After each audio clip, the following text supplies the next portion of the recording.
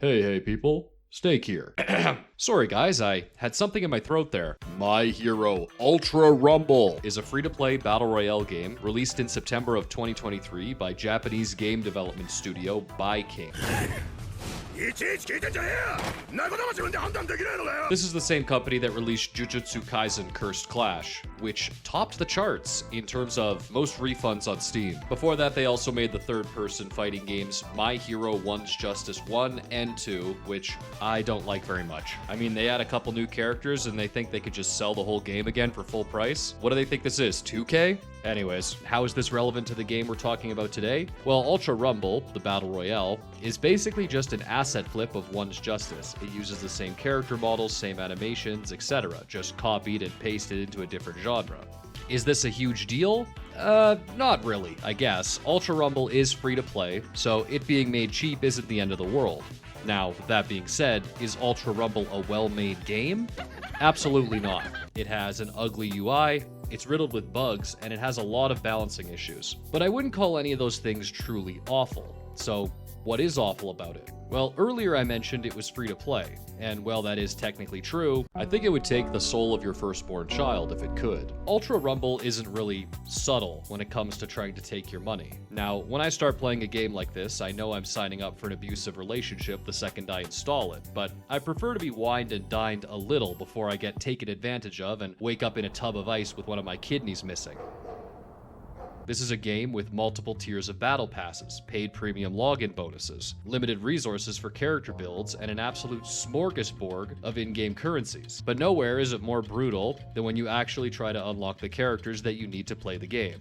Now, the roster for Ultra Rumble is pretty impressive if I'm being honest, and it's probably one of the game's best selling points. Most fans of My Hero Academia will be able to find at least one of their favorite characters here. At the time of writing, the game features 33 different playable characters, with Season 7 spoiler being the newest. However, the game also features quirk skill sets, which are essentially new movesets for existing characters, giving them a bit of a new playstyle. For example, the default Bakugo has a laser, throwable grenades, and his howitzer impact, while the quirk set Bakugo has a machine gun, a carpet bomb, and his big airstrike move.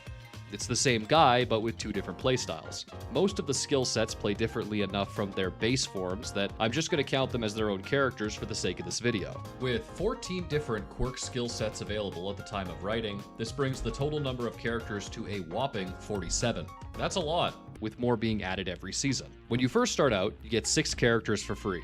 2 UA students, 2 pro heroes, and 2 villains. Now, this is a pretty small fraction of the roster, and considering that you can't have duplicates of the same character on the same team, you're going to want more heroes and villains to play as.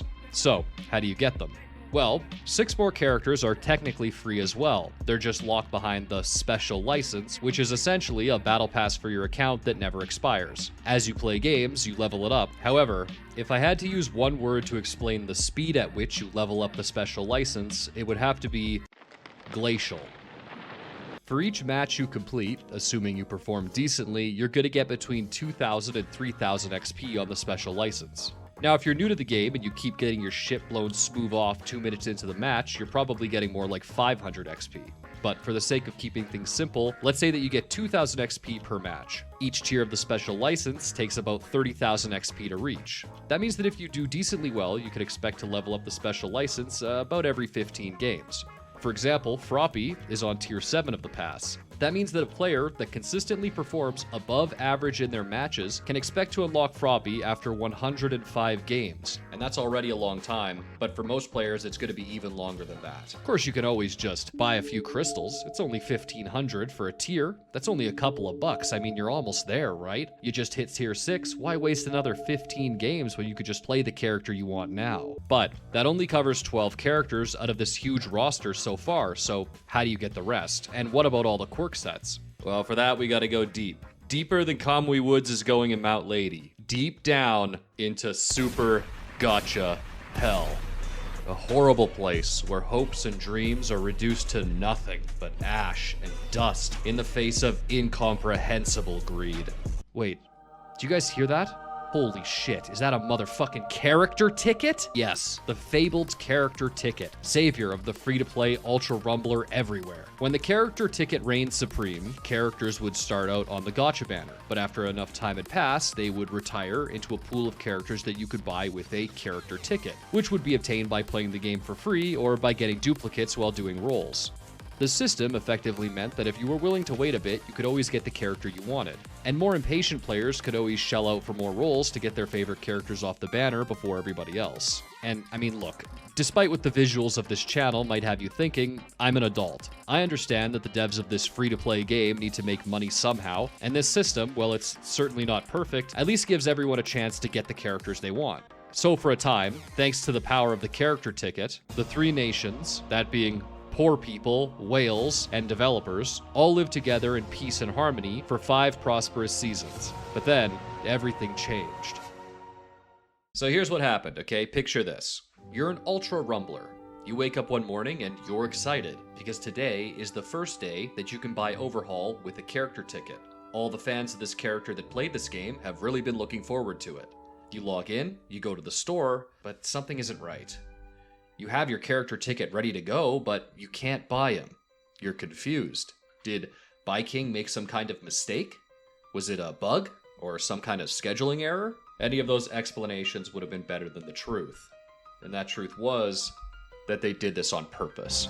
You see, at some point along the line, Buy King realized that by enabling players to simply wait and buy the characters that they wanted with tickets, they were leaving money on the table. So one day, they just stopped the system completely. And after Overhaul released, any new hero or villain, after and including him, would never be available for purchase via character ticket. It's worth restating that characters that came out before Overhaul can still be purchased with tickets to this day, but if you want anyone after him, or any quirk skill set in the game, then you'll have to come with me. Down, down, down, into.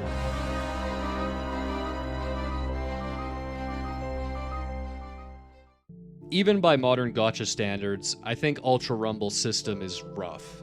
There are typically 3 or 4 banners available at any given time. Banners for characters, banners for quirk skill sets, and banners for cosmetics. They all cost the same amount of resources to roll on, so I have no idea what kind of psycho is actually rolling on costume banners. Drop rates for the character on the banner are 1%, and everything else of decent value on that banner is less than 0.1%. This means that you'll more than likely need a lot of rolls to get whatever you want. And to do rolls, you'll need roll tickets. A lot of them. And you can get them slowly by playing the game, but you can always just... And so you don't just keep rolling forever and not get what you want, this game has roll points. Basically, for every roll you do, you get 1 point. Once you have enough points, you can just buy whatever you want from the banner. To get a character, it's typically 200 points. This is a system known colloquially among Gacha gamers as pity, and it exists to make sure that anyone willing to go into enough credit card debt is always guaranteed to get what they want. Now, while this might make pity sound like a good thing, the truth is that it's a system designed to work against you. And this is due to 2 concepts: the fear of missing out and the fallacy of sunk cost. The FOMO comes into play when you realize that the banner character is only available for a limited time, after which the chance of getting that character goes from 1% down to between 1 in 1,000 or 1 in 2,000 odds, depending on the banner. This means that for the limited time the character you want is on a banner, you're going to want to be throwing all your roll tickets at it. However, since 10 tickets are needed for every single pull, you'll need 2,000 of them to hit pity, and tickets are not easy to come by in this game.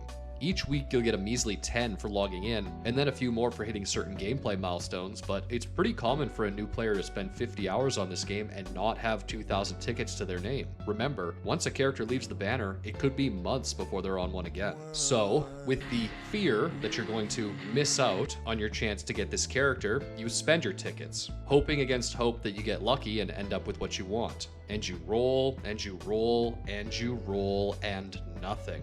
Your stockpile of tickets that you worked so hard for dwindles in number until eventually you're flat broke with nothing to show for it. But now you're close, right? 60, maybe 70% of the way there. You could always just buy your way to pity. If you don't, all the tickets you've spent so far will be for nothing. And there's the sunk cost fallacy, enabled now by the pity system. To get some extra tickets and other resources, you can always buy the battle pass. It'll just cost you $25 US.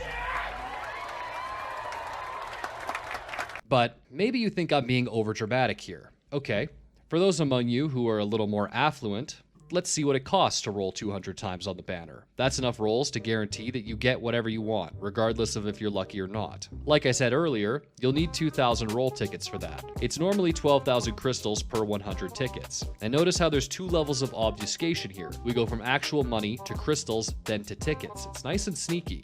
Now, 13,000 crystals is 25 USD, but let's assume that you're getting a bit lucky, and there's a sale on tickets at the store. So now, they're 8,000 instead of 12,000 crystals, but you're only allowed to buy that twice, so in total, assuming a sale is going on, you'll need 232,000 crystals in total to pull 200 times. Of course, there's no way to just conveniently buy that many all at once. Thankfully, the shop has a whole bunch of bundles that'll all add up to the number you need. I'll show you how to get 232,000 in the most consumer-friendly and cost-effective way possible. The biggest bundle is 61,000 crystals, coming in at $99.99. You'll want to buy that one 3 times. Then you get the 34,000 crystal bundle for $49.99, then the 13,000 crystal bundle for $24.99, and to get you over the finish line, you'll just need a 5,000 crystal bundle for $9.99. And as you've watched the number of crystals increase, all of these microtransactions have added up to an eye-watering